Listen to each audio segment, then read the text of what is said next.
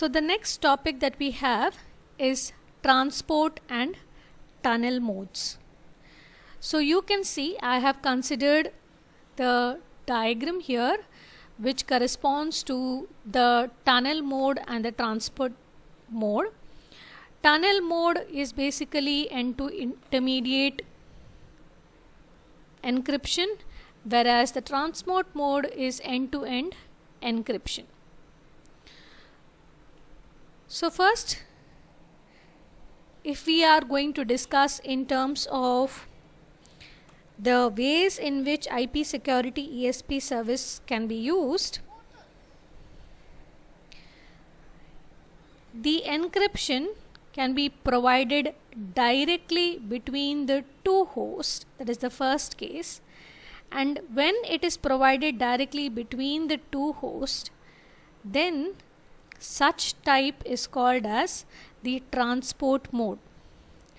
You can see here, this is the example of a figure which shows the transport mode, wherein we are providing encryption and optional authentication directly between the two hosts.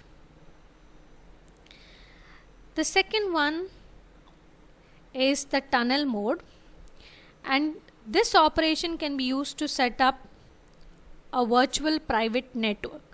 So in this example, an organization can have 4 private networks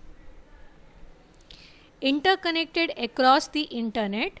So the host on the internal networks use the internet for transport of the data, but do not interact with the other internet based host.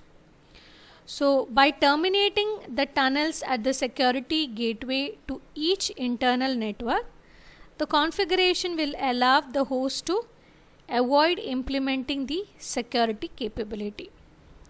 So if you look at the difference between the transport mode and the tunnel mode, the transport mode is supported by a transport mode security association, while the tunnel mode is using a tunnel mode security association.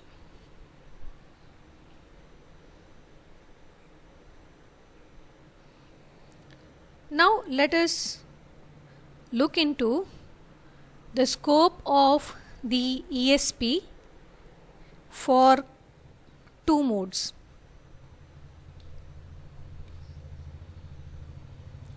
So before we go into the scope of the ESP for the two modes, here we have a packet format which is considered as a starting point.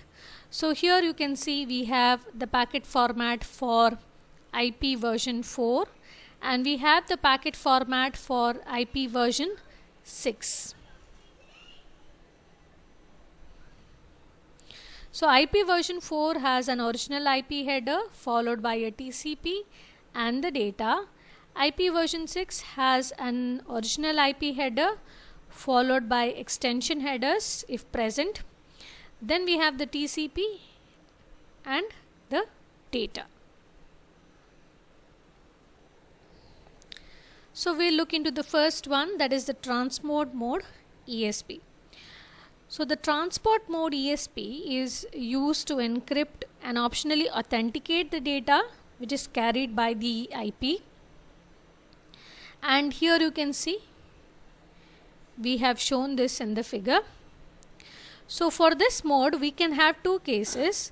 We can use the IP version 4 or we can use the IP version 6. When we are using the IP version 4, the ESP header is inserted into the IP packet. You can see here ESP header is inserted into the IP packet immediately prior to the transport layer header. For example, in this case it is TCP, and an ESP trailer such as padding or pad length and next header fields is placed after the IP packet. So it is placed immediately after the data.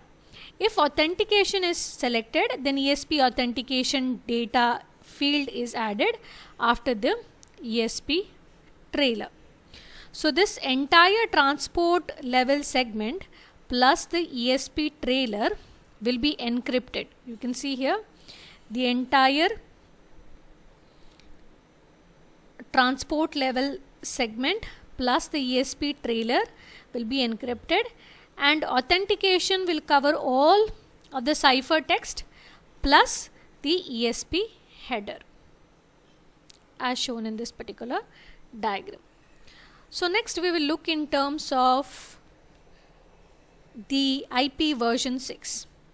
So in the context of IP version 6, here ESP is viewed as an end-to-end payload. That is, it will not be examined or processed by intermediate routers. Therefore, the ESP header appears after the IP version 6 base header, and the hop by hop routing and fragment extension headers will be present after the original IP header. So you can see here hop by hop, then you have routing and fragment extension headers.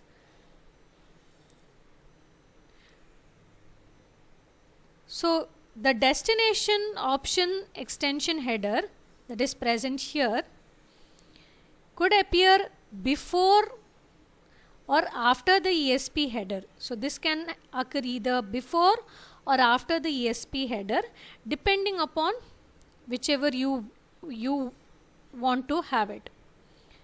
So for IP version 6, encryption will cover the entire transport level segment plus the ESP trailer plus the destination options extension header if it occurs after the ESP header, and authentication will cover the ciphertext plus the ESP header. So you can see here we have marked the slots covered for encryption and for authentication. Now let us look into the summary of the transport mode operation. So first, at the source, the block of the data consisting of the ESP trailer plus the entire transport layer segment is encrypted.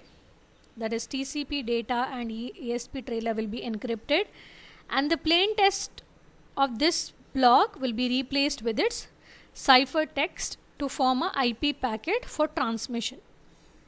So authentication will be added if this option is selected. Secondly, the packet is then routed to the destination. So each intermediate router needs to examine and process the IP header plus any plaintext IP extension headers, but does not need to examine the ciphertext. At the destination node, again it needs to process the IP header plus any plaintext IP extension headers. Then on the basis of the stateful packet inspection in the ESP header, the destination node will need to decrypt the remainder of the packet to recover the plaintext transport layer segment. So mainly the transport mode operation will provide confidentiality for any application that uses it, thus avoiding the need to implement confidentiality in every individual application. But there is one drawback of this particular mode, and it is that it is possible to do traffic analysis on the transmitted packet. So that is with regard to the transport mode ESP. Next we have the tunnel mode ESP. The tunnel mode ESP is used to encrypt the entire packet, and for this mode the ESP header is fixed to the packet, and then the packet plus the ESP trailer is encrypted, as you can see here. ESP header is prefixed, then the entire packet with the ESP trailer is encrypted, and this method can be used to counter any traffic analysis. Now, because this IP header contains the destination address and the possibly source routing directives and the hop by hop option information which is available in the IP version 6, it is not simply possible to transmit the encrypted IP packet prefixed by the ESP header. So intermediate routers will not be able to process such a packet. So therefore, it is necessary to encapsulate the entire block, that is the ESP header plus the ciphertext plus the authentication data, if it is present, with a new IP header that will contain the sufficient amount of information for routing but not for traffic analysis. But in comparison to the transport mode, we can say that the transport mode is suitable for protecting connections between the host that supports the ESP feature, and the tunnel mode is useful in a configuration that includes a firewall or other sort of security gateway that will protect a trusted network from external networks. So in the tunnel mode, encryption will occur only between an external host and the security gateway or between two security gateways, and this relieves the host on the internal network of the processing burden of say encryption and simplifies the key distribution task by reducing the number of the keys that are required. So in a way, the tunnel mode will prevent traffic analysis based on the ultimate destination. So let me consider a case in which an external host wishes to communicate with a host on an internal network protected by a firewall, and in which ESP is implemented in the external host and the firewalls. So here are the steps that occur for transfer of the transport layer segment from the external host to the internal host.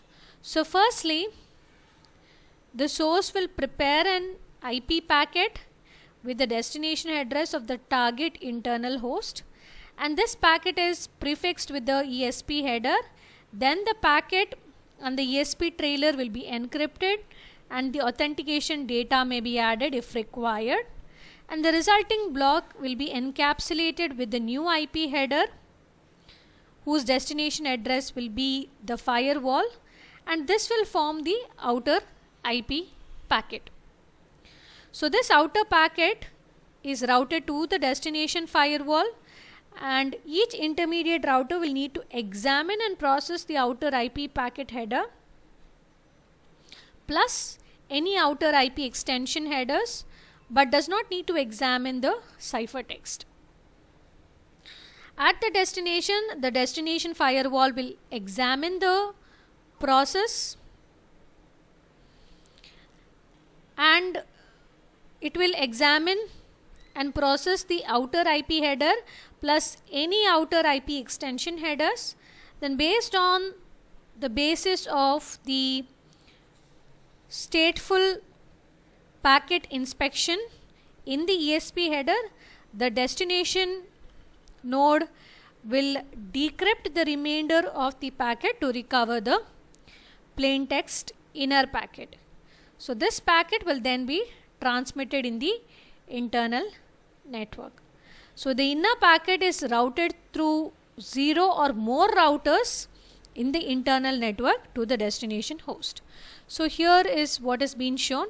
You can see the figure. You have host A and host B, and between this you are transmitting the IP packet, and you can see that we have the encrypted tunnel wherein you have the entire IP packet, which consists of the IP header, ESP headers, the data that you are going to transmit, that is the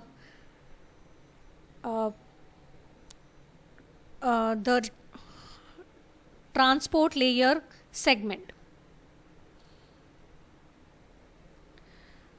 So here is the protocol operation for the ESP transport mode. So you can see at the application level we have the data.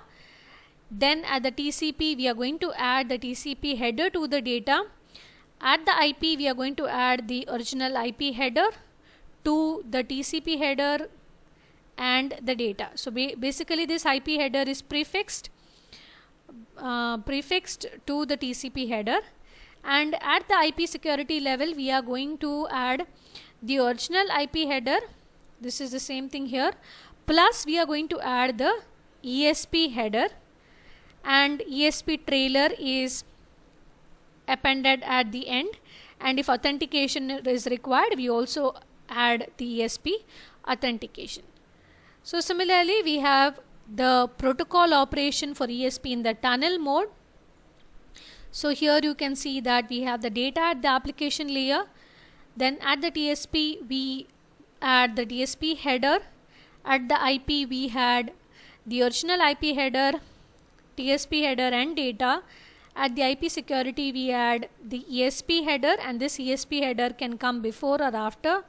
Similarly you can see that I have also considered this ESP header. In this case I have added a new IP header, and the ESP header is coming before the original IP header.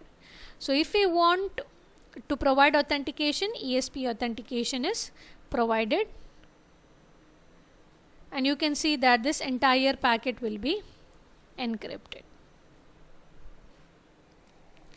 So next we have combining the security associations.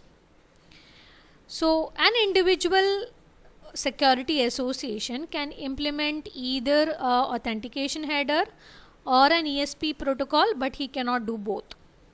So sometimes a particular traffic flow will call for the services provided by both the authentication header and the ESP.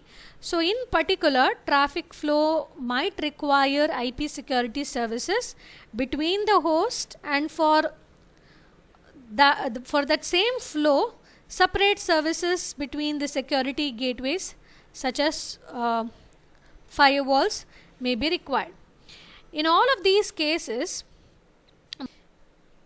multiple SAs may be employed for the same traffic flow to achieve the desired IP security services, and the term security association bundle refers to a sequence of security associations through which the traffic must be processed to provide a desired set of IP security services. So the security association in a bundle may terminate at different endpoints or at same endpoints. So we can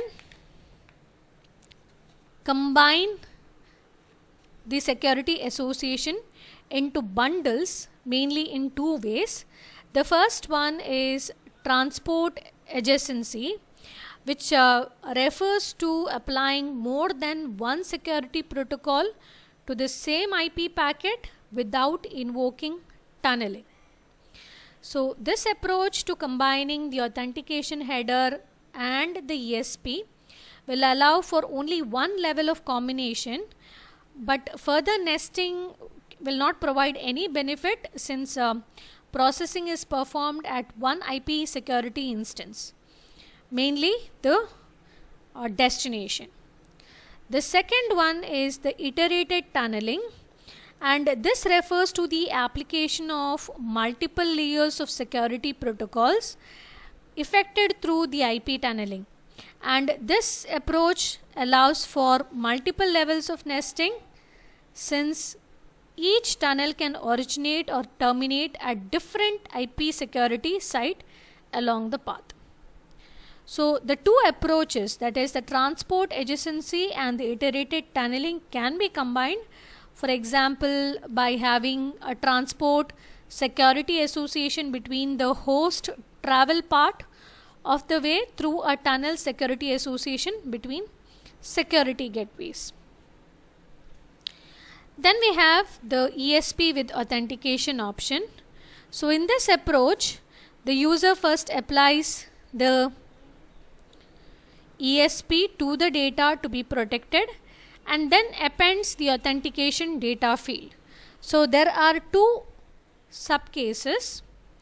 First one is the transport mode ESP, where authentication and encryption apply to the IP payload delivered to the host, but the IP header is not protected. The second one is the tunnel mode ESP. Here the authentication applies to the entire IP packet delivered to the outer IP destination address, example a firewall, and the authentication is performed at that destination. So the entire inner IP packet is protected by the privacy mechanism for delivery to the inner IP destination.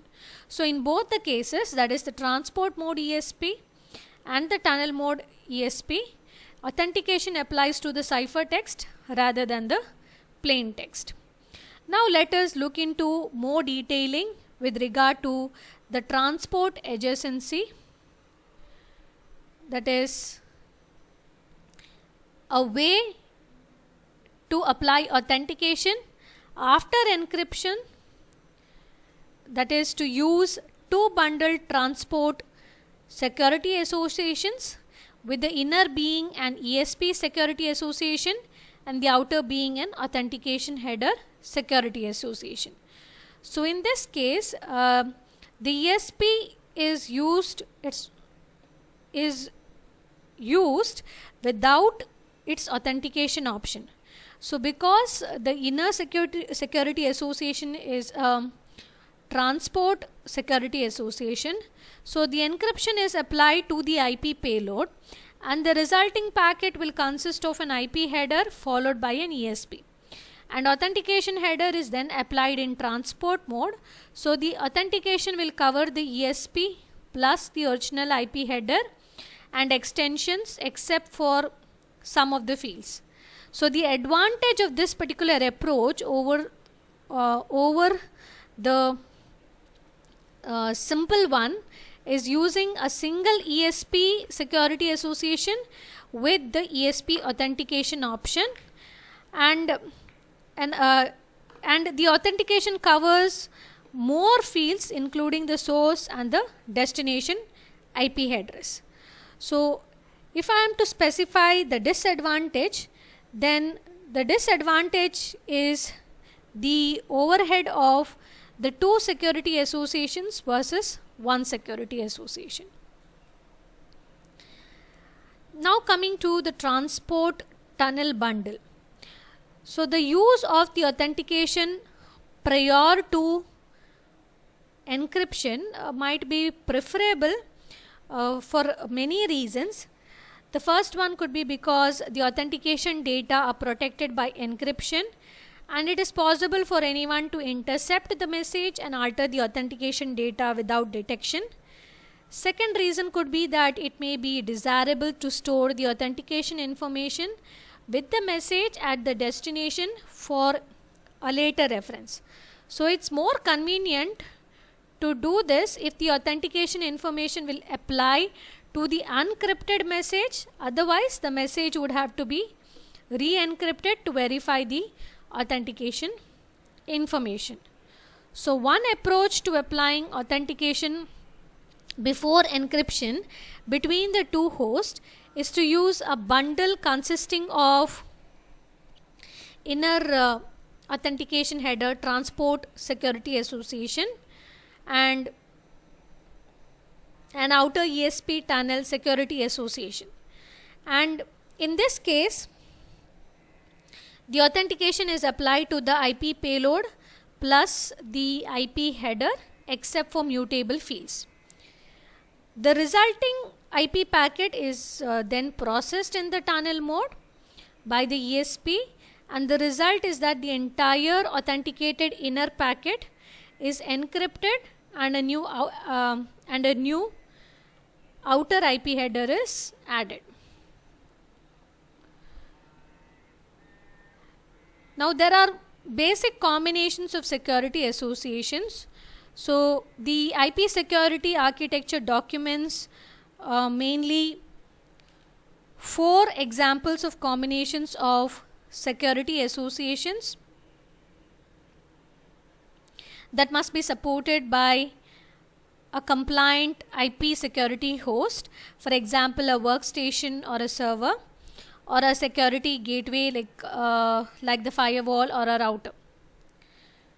So we are going to look into the 4 examples of the combinations of the security associations. In all these cases, one thing is common, that the lower part, if you see the lower part of each case, okay, this lower part of each case represents the physical connectivity of the elements, and the upper part represents the logical connectivity via one or more nested security associations. And each security association can be either an authentication header or a ESP. And for host to host security associations, the mode may be either a transport mode or a tunnel mode. Otherwise, it must be simply a tunnel mode. So let us look into the first case. Here all the security is provided between the end systems that implement the IP security. So for any 2 end systems to communicate via the security association, they must share the appropriate secret keys. And among the possible combinations, we have authentication header in the transport mode, we have ESP in the transport mode, we have ESP followed by an authentication in the transport mode, and we can also have a combination of all the above, that is a authentication header in the transport mode, ESP in the transport mode, or we can have ESP followed by the authentication header in the transport mode. So all of these could be inside an authentication header or ESP inside in a tunnel mode. So next we have the second case, and here security is provided only between the gateways. You can observe here it's only provided between the gateways, example the routers or the firewalls, and no host can implement the IP security. So this case basically simply illustrates the virtual private network support, and the security architecture document will specify that only a single tunnel security association is needed for this particular case. The tunnel could support the authentication header, ESP, or ESP with the authentication option.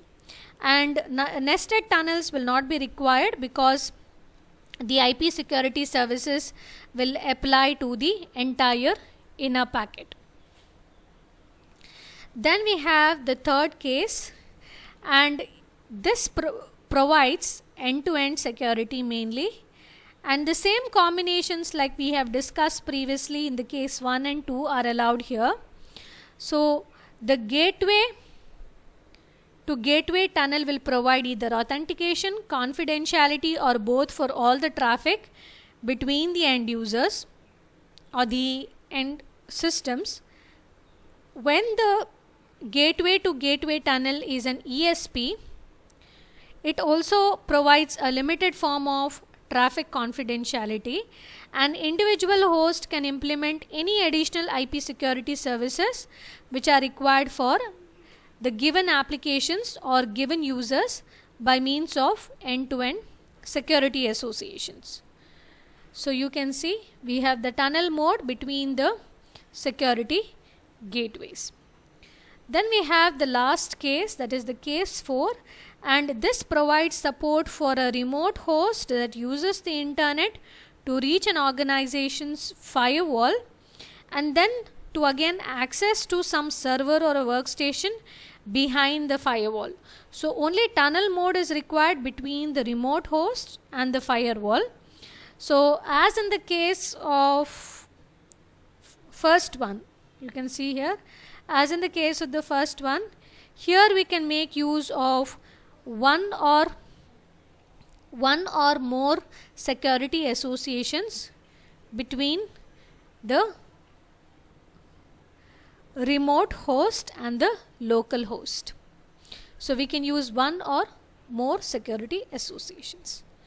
So that is with regard to the basic combinations of security associations, and we have looked into the 4 different cases.